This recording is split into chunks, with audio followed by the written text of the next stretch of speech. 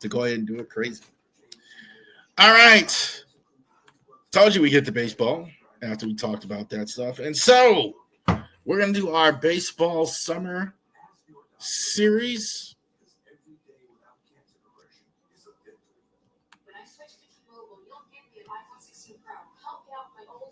Shout out real quick while I'm looking for this to the great Malcolm Jamal Warner. Cosby Show when I was growing up was my favorite show. Theo, I think, was way cooler than I was, and so was Malcolm Jamal Warner. So shout out to him. The late Ozzy Osbourne, I think Black Sabbath, the era of heavy metal. I grew up as a kid in the 80s. A lot of kids listened to Black. I wasn't necessarily one of them, but I think no cooler guy than Ozzy Osbourne. Very impressive. Married 45 years, despite everything he did. So shout out to him as well.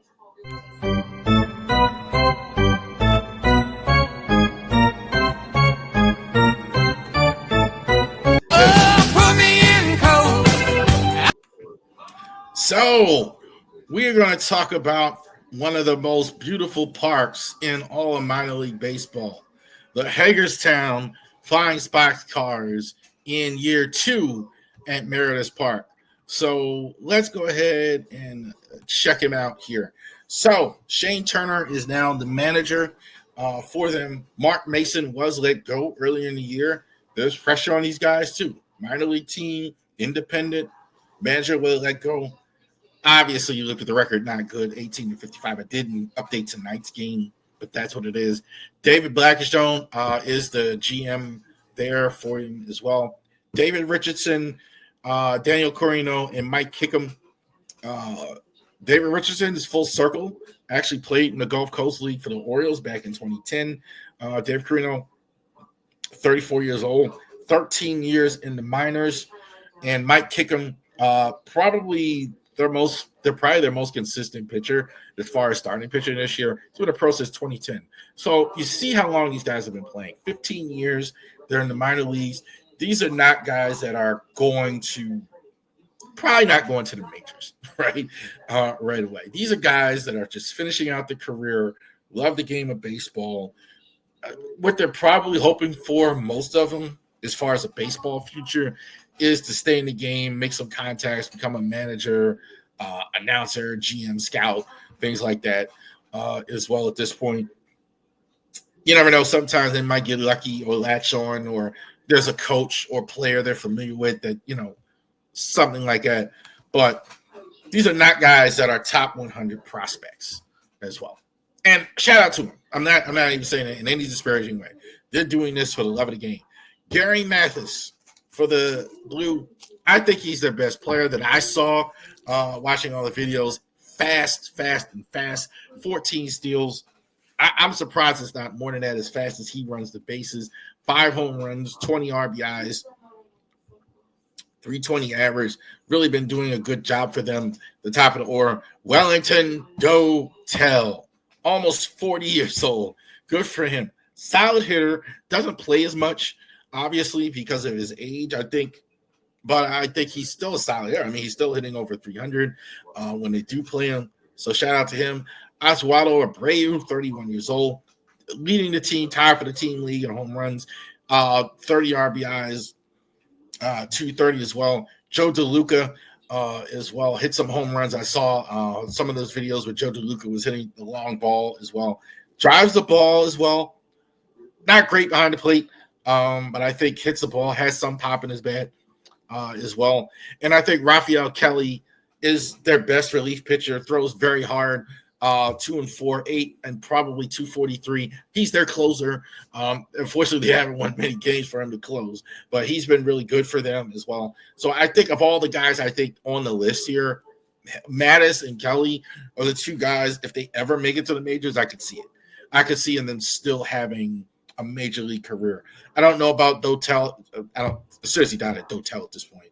Abreu or DeLuca actually makes the majors. Those other guys, I think. They're probably coaches in waiting. So, and if you have not been to Meredith Park in Hagerstown, it is a gorgeous facility. I think certainly It is an absolute thing that you have to go ahead and check out if you have never been to Mariners Park.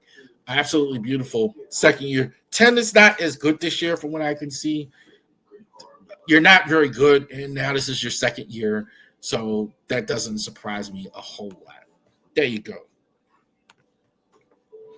The Boxcars. I don't like the name. Respect the effort. Love y'all guys, but I don't like the name. I don't know why you did. I'm assuming you couldn't use Hagerstown's Sons. And I understand the history behind it, but that sounds weird. It just sounds weird. Great franchise, but not a great name. Orioles report. So I'm gonna actually look at the score here real quick, guys, because I'm turned it off. Yeah, they did lose 3-2. I'm assuming Class A came in the game at the end because Class A was warming up just in case they got the lead. They got the lead off the double from Quan as well in the eighth. So Orioles now lose 3 in a row. So they're definitely selling here as well. Recall Grant Northrum from Norfolk and required a 2025 pick for exchange for Brian Baker and selected the contract of David Adamos from AAA. All right, so we already know that. DFA Corbin Martin, he elects for free agency. He's already back as well. Friday agreed to term with Corbin Martin on a minor league contract. Signed, agreed to terms down. Here we go. Caden Bodine, Ike Irish on minor league contracts, and Chadrick Trump, Low A Delmarva. Trump may come back at some point if there's actually an opening for him.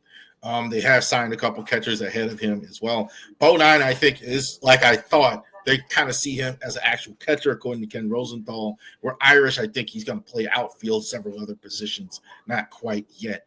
Interesting to see with that. Definitely in our Ravy Sports, check out the video I posted where Ken Rosenthal was talking about Adley Rushman. Oh, man.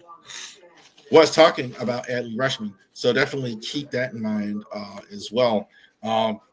Future may be in some peril here. We'll see here at the trade deadline. Also agreed to terms with other early draft picks, Rima Aloy, JT Quinn, Joseph Duraza on minor league contracts, sent Kate Povich down to rehab assignment. Keep wiping my nose.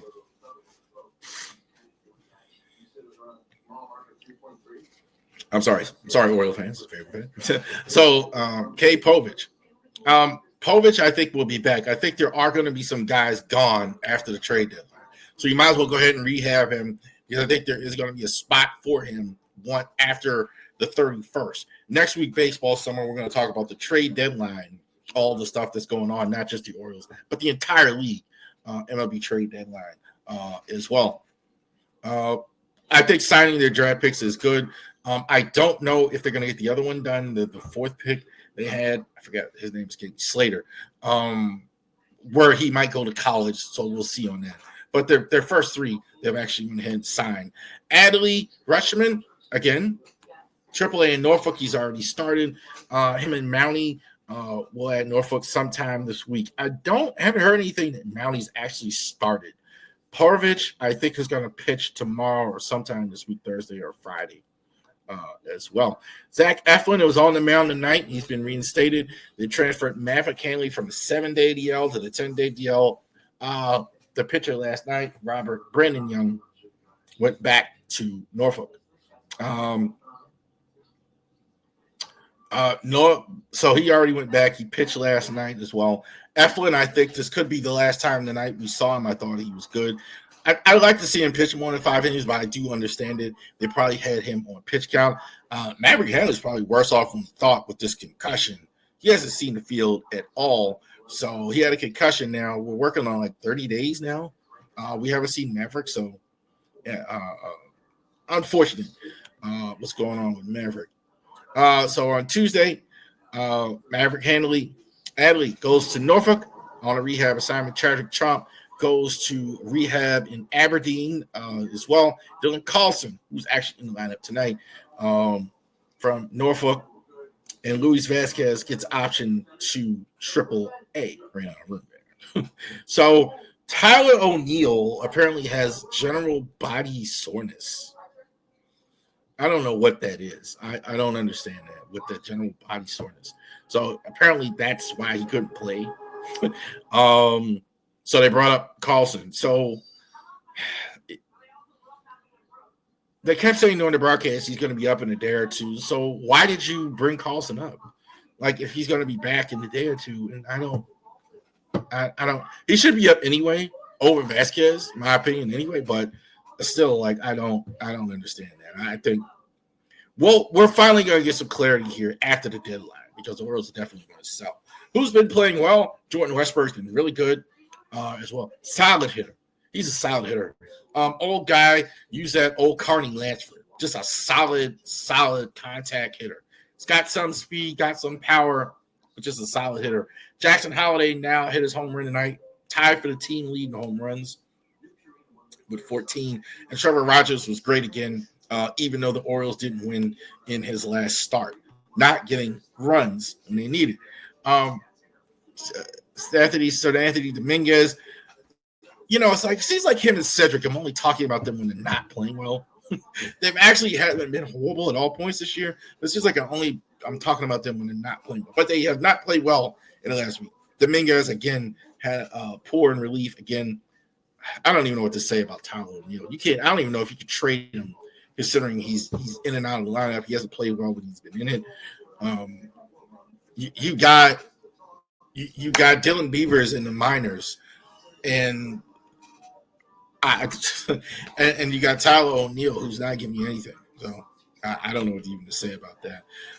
This week, Colorado Rockies going into that. Colorado is one of the few teams that's worse than the Orioles in the MLB, and the Blue Jays, and I think.